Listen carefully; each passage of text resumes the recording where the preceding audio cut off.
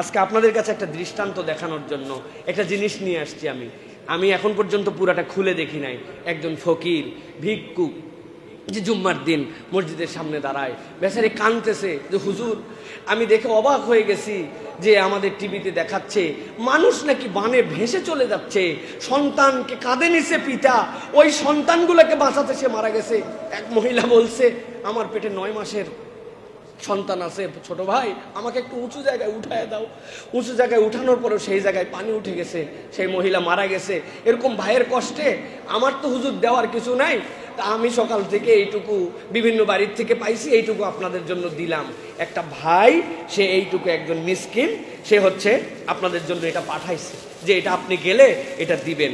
সে এর মধ্যে এই যে কয়েকটা আলু দিছে, 2টা পেঁয়াজ দিছে, কয়েকটা আলু দিছে, তার যতটুকু সামর্থ্যে কুলাইছে। এই দেখেন অর্ধেকটা রসুন দিছে, অর্ধেক রসুন দিছে, 2-3টা পেঁয়াজ, 2-3টা আলু দিছে। দেওয়ার পরে বলছে, হুজুর এইটুকু, আমার তো দেওয়ার কিছু নাই, এইটুকু একটু পৌঁছায় দেন। সাথে সে 20 টাকা পাঠাইছে। সে তার সামর্থ্যে এইটুকু আছে, সে একটা পেঁয়াজ দিতে পারছে, একটা আলু, পুরা রসুন তার কাছে নাই, রসুনের অর্ধেকটুকু সে দিছে যে তার ভাইয়ের জন্য। এর নাম ভালোবাসা। আল্লাহ রাব্বুল আলামিন বড় কিছু দেখবেন না, কিন্তু রব্বুল আলামিন দেখতে চান যে আপনি আপনার ভাইয়ের বিপদে আগায় আসছেন কিনা। একজন মিসকিনের কাছে আমার থেকে শেখার আছে। আমি তো বলছি, আমি বহু ফকিরের কাছে শিখছি। এক ফকির আমার কাছে হাত পাতার পর 10 টাকা দিছি, সে ওই 10 টাকা নেওয়ার পরে আরেক ফকিরকে 5 টাকা দিছে। আমি বলছি, আপনার অনেক টাকা, তাছাড়া আমি দিলাম আর আপনি ওরে দিলেন। সেই ফকির আমাকে বলছে, বাপ তোমার কাছে যে আমি চাইতে পারছি জন্য তুমি দিছি, আর যারে দিলাম ওর পুরা গায়ের মধ্যে টিউমার, ও উঠে যেয়ে চাইতে পারে না, তো আমি তো হচ্ছে ভালো আছি, এই জন্য ওর একটু দান করলাম। ফকিরের কাছ থেকেও আমি শিখছি। সুতরাং প্রিয় ভাইয়েরা, আমরা আমাদের সামর্থ্য অনুযায়ী আমরা একটু দান করার জন্য, সহযোগিতা করার জন্য চেষ্টা করি। আমি আপনাদের কাছে 4টা লেয়ারের কথা বলেছি। সহায়তা প্রদান করেন, দোয়া করেন, স্বেচ্ছাসেবা দেন, সান্ত্বনা ও সমর্থন দেন, সাহায্য দেওয়ার জন্য অন্যকে উৎসাহিত করেন। এগুলো আমাদের জন্য অত্যন্ত গুরুত্বপূর্ণ প্রিয় ভাইয়েরা। বিশেষ করে আমাদের ভাইদের জন্য এই মুহূর্তে রান্না করা খাবার দরকার। কারো যদি সামর্থ্য থাকে রান্না করা খাবার পৌঁছানো, এই মুহূর্তে তাদেরকে উদ্ধার করা দরকার।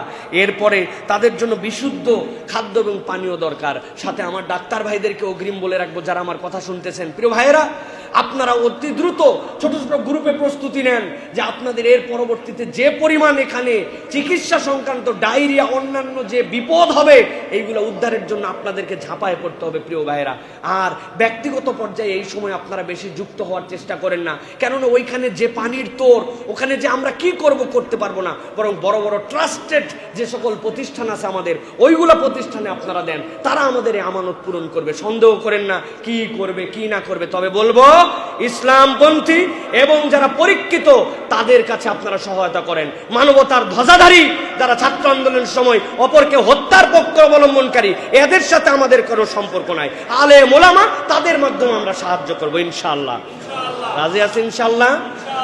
বাংলাদেশের যত মসজিদ, যত ইমাম, যত মুয়াজ্জিন আছি, আমি আপনাদের ভাই হিসেবে প্রস্তাব দিলাম, আমরা আমাদের 7 দিনের যে আমাদের, আপনারা যে আমাদেরকে সম্মানী দেন, আমরা আমাদের 7 দিনের সকল সম্মানী ইমাম, মুয়াজ্জিন, খতিব আমরা বন্যা দুর্গতদের ফান্ডে দান করলাম।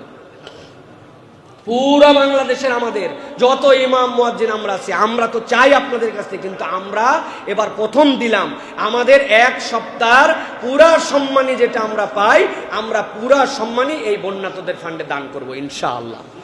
আল্লাহ আমাদেরকে এই সকল কাজের মধ্যে শরীক হওয়ার তৌফিক দান করেন প্রিয় ভাইয়েরা। আল্লাহ রাব্বুল আলামিন আমাদের ভাইদেরকে উদ্ধার করার তৌফিক দান করেন।